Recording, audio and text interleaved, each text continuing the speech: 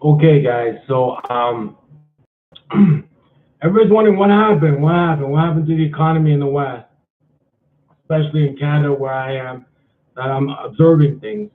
So here's basically what happened. And when you're investing with your own money, your own time, where you want to work, where you want to live the rest of your life, why waste time? Go to United States.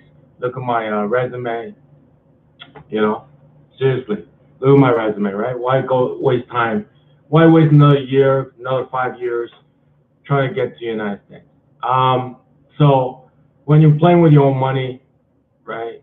Um, this is what I'm the theory I'm basically going with, right? So it's like you talk to another economist, talk to another investment banker, they'll have a different theory that they'll bet their money on. Talk to me, it's the theory I'm betting sort of like my lifestyle on. So what happened is uh, point number one, we know in Canada, 20% of the population make 50% of the income.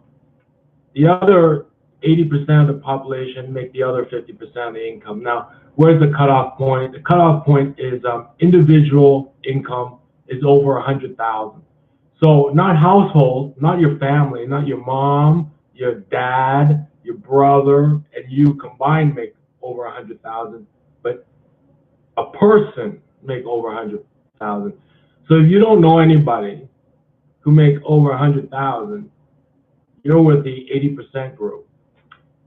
If you know one person who make over 100,000, they're with the 20% group, right? So 20% make 50% of the income. 80% make the other 50%. The cutoff is $100,000 a year.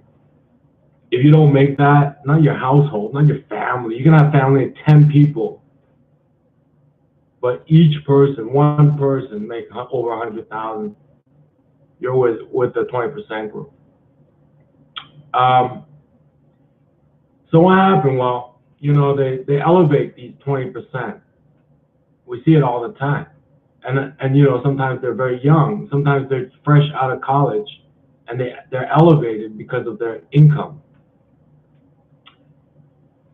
So you got 80%, the 80%, and it's like less than 100,000 is not bad, right? 90,000, 99,000 is not bad, except if you make less than 100,000, the average of that group is only 33,000. So if you make over, one person makes over 100,000, you're part of the 20%, and the average there, surprisingly, is not $1 million. The average there is surprisingly around 100,000. All right, around like 103, 120,000. But if you're part of so it's like they can make 100,000 up to $1 million a year, but the average is around 120,000, 103,000. That's the 20% group. The 80% group, the average, even though you might be making 99,000 or 60,000, the average is actually 33,000. So you're actually part of you want to get us about it, the steerage class, the riffraff. Because even if you make 90,000, you're still part of the 80%, whose average is 33,000. So your lifestyle really is part of the 33,000 a year group. Whereas if you make over 100,000, your lifestyle is part of the $1 million a year group. Because even if you make $1 million, there's a limit to how much like consumer things are, and that limit can be afforded by someone who makes 100,000. You know what I mean? If you make $100,000 a year, right, and you check into like the Hilton penthouse, it costs you the same as someone who makes $1 million a year. That room costs you and them the same. Part of the 20% group, you have the same lifestyle. You can afford the same lifestyle. Part of the 80% group, you're staying in the hotel room where $30,000 a year makes. It's a very similar lifestyle. Because if you stay in the 20% group, you got to stretch a bit. But those people don't really have to stretch. They've overcome the price barrier of things. That's business, right?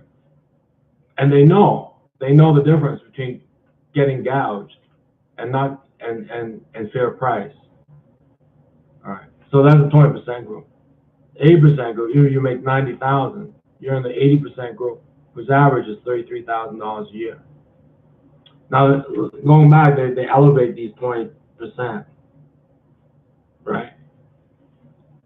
So you might be making 90, all right? You're not part of the 20% group, but you're living pretty well. You're scratching your head. Why are people chasing these bubbles, like investing in really high risk new things, not realizing that actually you're part of that same group, and the average of your group is 33,000, and it's not 33,000 for a 25-year-old or a 30-year-old. It's 33,000 for a 50-year-old or a 60-year-old. They're 50 or they're 60, and they're making 33,000. They've been making 33,000, and now they see a 20-year-old, part of the 20%, making over 100,000. And so they bet on themselves. They bet on themselves regardless of the economy, regardless of whatever happens to the price of oil, whatever happens to Iran, whatever happens to terrorism. They just bet on themselves no matter what. They bet on themselves no matter if OPEC, what happens to OPEC. They bet on themselves no matter if there's a hole in the sky. They bet on themselves regardless of what's going on in the economy. Because at 60, they're about to retire. They've been making $33,000 a year. They got some savings, but then they see a 20-year-old, part of the 20%, making over 100,000. So they bet on themselves and they go into something that's very risky. Regardless, there's a war with terror, there's a hole in the sky, oil is like dirt cheap. Regardless of everything, they just bet on themselves. Whatever life savings they had, they go for broke. And that's why you got these bubbles. See you guys later.